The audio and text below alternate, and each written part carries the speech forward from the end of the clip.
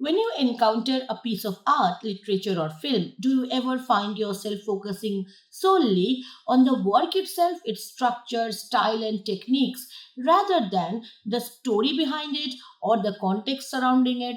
That is the essence of formalism, an approach that zeroes in on the inner workings of a creative piece rather than external influences like the artist's life or historical setting. But what exactly is formalism? At its core, formalism prioritizes the form of a work over its content or context. Instead of asking, what does this mean or why was this created, formalists focus on how does this work. They examine elements like composition, language, rhythm, color, symbolism, the building blocks that give a piece its power and beauty. Think of it as studying the architecture of a house without worrying about who built it or why. One of the best examples of formalism can be found in poetry.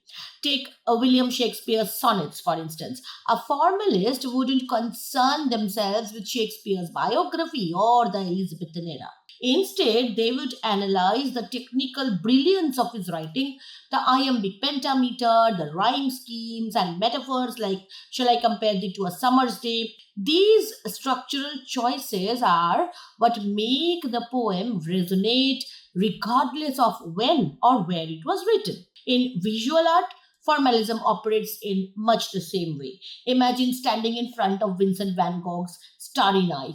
While others might focus on Van Gogh's mental health or the village he painted, a formalist would study the swirling brushstrokes, the vibrant colors, and the contrast between the calm village and the turbulent sky.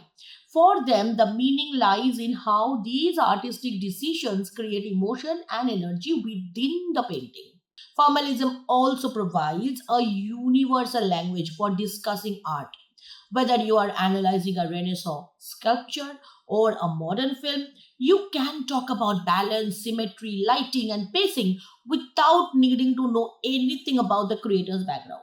Some argue that ignoring context risks stripping art of its deeper significance. For example, understanding Pablo Picasso's Guernica it requires knowledge of the Spanish Civil War and the atrocities it depicts.